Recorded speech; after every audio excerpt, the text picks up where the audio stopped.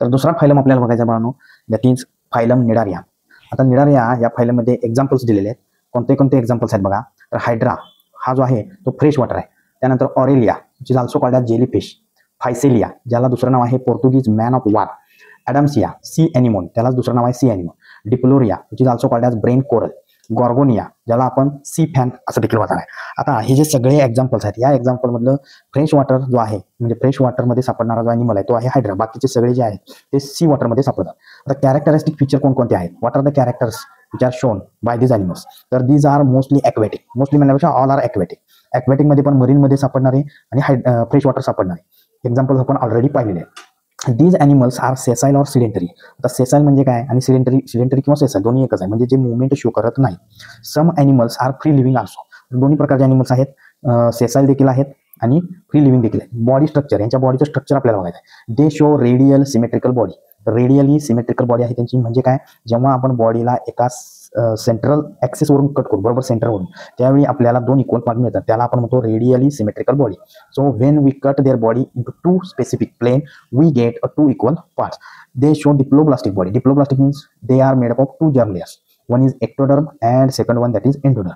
Blind sac body plan. Blind sac body plan म्हणजे त्यांच्या बॉडीला एकच ओपनिंग असतं.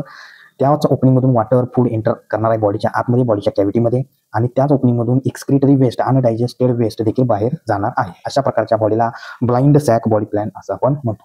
त्यानंतर बॉडीच्या आतमध्ये कॅव्हिटी आहे, त्या कॅव्हिटीला आपण गॅस्ट्रोव्हॅस्क्युलर कॅव्हिटी असं म्हणतो. गॅस्ट्रोव्हॅस्क्युलर कॅव्हिटी का असं म्हटलं जातं, कारण यांच्या बॉडीमध्ये जी कॅव्हिटी आहे त्या कॅव्हिटीमध्ये डायजेशन देखील होतं आणि सर्क्युलेशन देखील होतं. दोन्ही गोष्टी होतात म्हणून त्याला आपण गॅस्ट्रोव्हॅस्क्युलर कॅव्हिटी असं म्हणतो. ही जी आहे ती दोन फॉर्ममध्ये एक्झिस्ट करते. म्हणजे दोन फॉर्म असतात त्यांच्या बॉडीचे. एक फॉर्म आहे पॉलिप्स फॉर्म आणि दुसरा आहे मेड्युसा फॉर्म. तर पॉलिप्स फॉर्मचं एक्झाम्पल आहे हायड्रा. मेड्युसा फॉर्मचं एक्झाम्पल आहे ऑरेलिया. आता पॉलिप्स फॉर्म जो आहे तो सिलेंड्रिकल शेपचा असतो आणि मेड्युसा फॉर्म जो आहे तो अम्ब्रेला शेपचा असतो. आता हायड्रामध्ये जर का तुम्ही इथं बघितला तर ही आहे हायड्राची बॉडी. कशी आहे बघा, बॉडी सिलेंड्रिकल आहे. ओके, सिलेंड्रिकल बॉडी आहे. या बॉडीला एकच ओपनिंग आहे ज्याला आपण माउथ म्हणूया. ठीक आहे, एकच ओपनिंग आहे. हे बॉडीचं वॉल झालं. ठीक आहे, आता या बॉडीवरती अजून काय दिसतात, इथं वरच्या साईडला अँटिरियर साईडला आपल्याला टेंटॅकल्स पाहायला मिळतात. ठीक आहे, आता हे जे टेंटॅकल्स आहेत ह्या टेंटॅकल्सचं फंक्शन काय, टेंटॅकल्स काय आहे, tentacles are actually thread like structures which are present at the anterior side of the body. आता हे टेंटॅकल्स जे आहे त्यांचं फंक्शन काय आहे, तर त्यांचं फंक्शन आहे मुवमेंट. आता हे मुवमेंट ज्यावेळी शो करते त्यावेळी ते फूड किंवा प्रे कॅप्चर करण्याचं काम करणार आहे. त्याचबरोबर या टेंटॅकल्सच्या वरती स्पेशलाइज्ड सेल्स पाहायला मिळतात आणि या सेल्सना आपण न्यूरोब्लास्ट किंवा स्टिंगिंग सेल्स असं म्हणतो. काय म्हणतो, न्यूरोब्लास्ट किंवा स्टिंगिंग सेल्स असं पाहायला मिळतं, असं आपण म्हणतो त्यांना, त्या सेल्सना. आता या स्टिंगिंग सेलचं फंक्शन नेमकं काय आहे आणि ते कशासाठी प्रेझेंट आहे बघा. हे जे न्यूरोब्लास्ट आहेत किंवा स्टिंगिंग सेल्स आहेत त्यांचं फंक्शन आहे अँकरेज. एखाद्या गोष्टीला अँकर करणे म्हणजे धरून ठेवणे. अँकरेज आहे. डिफेन्स आहे म्हणजे डिफेन्स करणे. जर का यांना शिकार करण्यासाठी एखादा शिकारी अदर ॲनिमल जर का आला तर त्याला त्याच्यापासून प्रोटेक्ट करण्यासाठी हे आपल्याला न्यूरोब्लास्ट किंवा स्टिंगिंग सेल्स आपल्याला इथं दिलेले आहेत. आता हे स्टिंगिंग सेलची डायग्राम जी आहे ते पुस्तकामध्ये देखील दिलेली आहे. डायग्राम इतकी महत्त्वाची नाही आहे, फक्त यांचं नेमकं फंक्शन काय आहे ते समजण्यासाठी आपल्याला इथं डायग्राम पुस्तकामध्ये बघायचे. ठीक आहे, तर या सेल्सचा जर का शेप आपण बघितला तर हा देखील सिलेंड्रिकल आहे.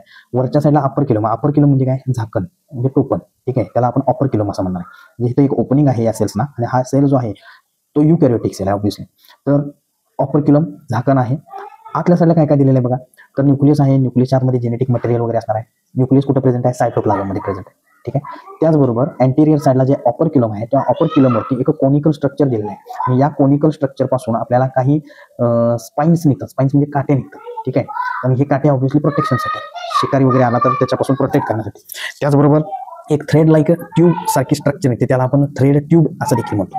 आणि आतमध्ये जर का बघितला तर तुम्हाला टाचणीसारखे पिना असतात ना, त्या पिनाच्या शेपचे आपल्याला काही स्ट्रक्चर्स त्या सेल्सच्या आतमध्ये पाहायला मिळतात. त्यांना आपण रिफ्रॅक्टाईल रॉड असं म्हणतो. तर हे रिफ्रॅक्टाईल रॉड ज्यावेळी मूव्ह होतील त्यावेळी होतंय काय की याच्या मुवमेंटमुळे हा जो थ्रेड आहे, ठीक आहे, याच्या मुवमेंटमुळे जो एक करंट तयार होणार आहे, त्या करंटमुळे हा जो वरचा thread like tube like structure आहे आणि त्याचबरोबर हे स्पाइन्स आहे हे देखील मूव्ह करणार आहेत, ज्याच्यामुळं शिकारीपासून म्हणजे जे अदर ॲनिमल्स आहेत जे याला खायला येणार आहे त्यांच्यापासून यांचं काय होईल, प्रोटेक्शन होईल. तर हे याचं फंक्शन आहे.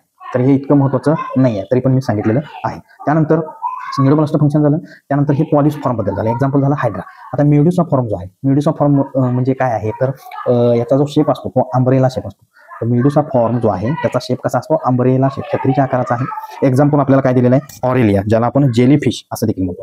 आता इथं स्ट्रक्चर जर का बघितलं ऑरेलियाचं, तर हा जो वरचा सरफेस आहे त्याला आपण म्हणणार अंब्रेला सरफेस. त्यानंतर हे असणार आहे मार्जिनल लॅपलेट, मार्जिनल सरफेस असणार आहे. त्यानंतर हे वरचा सरफेस ह्याला आपण म्हणायचं डॉर्सल साईड, ही जी असणार आहे ती व्हेंट्रल साईड असणार आहे. आता यांची बॉडी जी आहे ती ब्लाइंड सॅक बॉडी प्लॅन आहे. जसं इथं एकच ओपनिंग आहे तसंच याला सुद्धा एकच ओपनिंग आहे, ठीक आहे, जे माउथ असणार आहे ऑब्विसली. आणि आतल्या साईडला बॉडीच्या इनर साईडला गॅस्ट्रोव्हॅस्क्युलर कॅव्हिटी असणार. ही जी कॅव्हिटी आहे इथं त्याला आपण गॅस्ट्रोव्हॅस्क्युलर कॅव्हिटी असं म्हणणार आहे. ही सुद्धा गॅस्ट्रोव्हॅस्क्युलर कॅव्हिटीच आहे. तर माउथ जे आहे हे ओपनिंग आहे. आता माउथ या व्हेंट्रल साईडला आपल्याला काही आर्म्स पाहायला मिळतात. आर्म्स, थ्रेड लाईक आर्म्स आपल्याला पाहायला मिळतात. ट्युब्युलर आहे, ट्यूब लाईक आहे, ठीक आहे.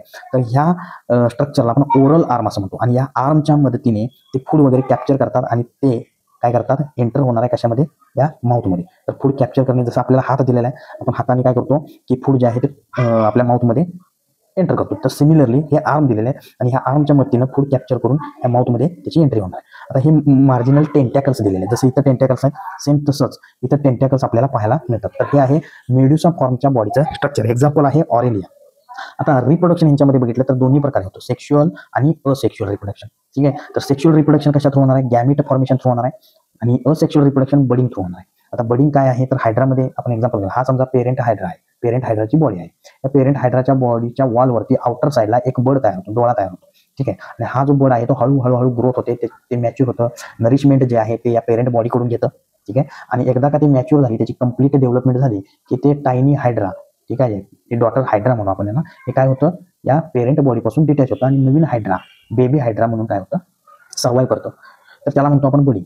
रिजनरेशन हे सुद्धा असेक्शुअल रिप्रोडक्शनचा एक प्रकार आहे. रिजनरेशन म्हणजे काय, बॉडी कट होते कुठूनही, ठीक आहे, ऍक्सिडेंटली, आणि या कट झालेल्या प्रत्येक पीसपासून, फ्रेगमेंटपासून नवीन बॉडी तयार होते. आता अजून एक महत्त्वाचा पॉईंट जो आहे की मग आत्ताच आपण डिस्कस केलं की बॉडीचे दोन फॉर्म आहेत. कोणते फॉर्म आहेत, एक आहे पॉलिप्स फॉर्म आणि दुसरा आहे मेडुसा फॉर्म. आता नेक्स्ट कॅरेक्टरिस्टिक यांचं एक महत्त्वाचं असं आहे की दे show alternation of generation. Alternate होणे म्हणजे काय, चेंज होणे, एका फॉर्ममधून दुसऱ्या फॉर्ममध्ये आणि दुसऱ्या फॉर्ममधून परत दुसऱ्या फॉर्ममध्ये, पहिल्या फॉर्ममध्ये चेंजेस होणे. आता पॉलिप्स हा एक फॉर्म आहे बॉडीचा आणि मेडुसा हा एक फॉर्म आहे. तर पॉलिप्स बॉडी जी आहे ती मेडुसा फॉर्ममध्ये चेंज होते, कशी, असेक्शुअल रिप्रोडक्शन. आणि मेडुसा जे आहे ते पॉलिपमध्ये चेंज होतं, कसं, बायसेक्शुअल रिप्रोडक्शन. आणि या प्रोसेसला आपण म्हणतो मेटाजेनेसिस. एक्झाम्पल असणार आहे ओबेलिया, ठीक आहे. एक्झाम्पल काय आहे, ओबेलिया. तर आपला दुसरा जो फायलम आहे निडारिया तो कंप्लीट झालेला आहे. पुढं आपल्याला तिसरा फायलम बघायचा आहे, तो म्हणजे टिनोफोरा.